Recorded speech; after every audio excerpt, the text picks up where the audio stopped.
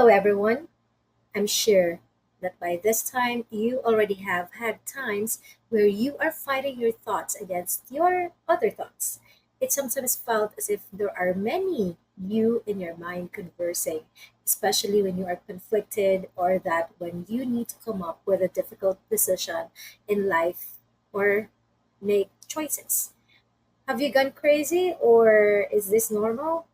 Now, to answer this, and in relation to the psychosexual theory of Sigmund Freud, it is crucial, especially in the understanding of the behavior of our students, to get to know Freud's psychic apparatus. Freud introduced the term apparatus to highlight the systemic and functional nature of the psyche. This is basically similar to how a machine or apparatus operates in order to accomplish a task. The idea that the mind works like an apparatus or a system helped Freud clarify the interrelated nature of mental process, which was foundational to his broader theory of psychoanalysis. So they are basically the id, the ego, and the superego. Let me introduce first the id. This is based on the unconscious drives and instincts, like when you feel hunger, aggression, and even sex. It led him to describe the id as part of the mind driven by the pleasure principle. It seeks immediate gratification without regard for consequences. Did you ever have this situation that you really want to do something, want to eat something right now, and just want to do right now and then not think of the consequences? That is it in your mind right there. The second is the ego. He introduced the ego to explain how the mind balances the instinctual urges of the id with the practical realities of the world. So the ego operates on the reality principle, navigating between desires and external limitations. So here goes you thinking of your instinct, what you need right now, and then plus the consequences thereafter. So this is the ego. Then we go to the superego. The superego is added later on to explain the internalized moral values in societal forms that develop through socialization.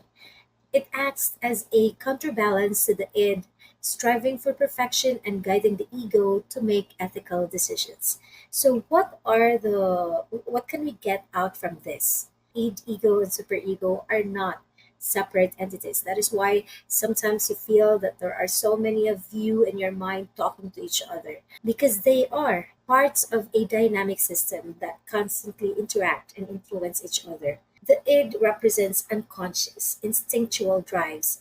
The ego represents rational thought, and the superego embodies the conscience and moral values. Their tension and balance are key to understanding human behavior and psychological health. So sometimes, if you feel distress, there must be something wrong with the balance with the three people in your mind. From the tension between these three parts of the psyche, for instance, the id might want immediate gratification, while the superego imposes moral restrictions, and the ego must find a way to navigate between the two. This conflict is central to Freud's understanding of neurosis and mental disorders.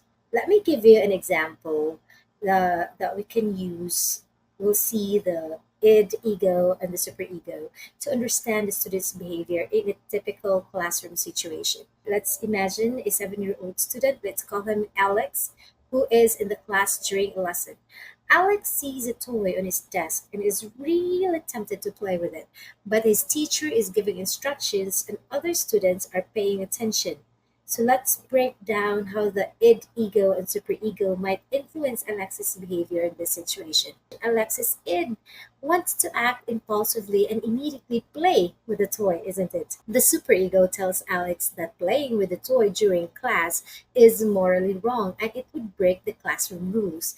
The ego, however, understanding that the immediate gratification of the id might lead to negative consequences like getting in trouble, helps Alex find a compromise. The ego might decide that waiting until the lesson is finished is the best solution, thus satisfying the id's desire while still maintaining respect for the classroom rules as dictated by the superego. So as a teacher or facilitator, how are you going to handle this kind of student in your class? So if you notice, instead of Alex listening to you, he's already listening to his his people in his mind, the id, ego, and the superego. So how? What is your situation? How are you going to behave if you are conflicted with three different people in your mind? Which are you going to choose at a given moment? Thank you so much for listening.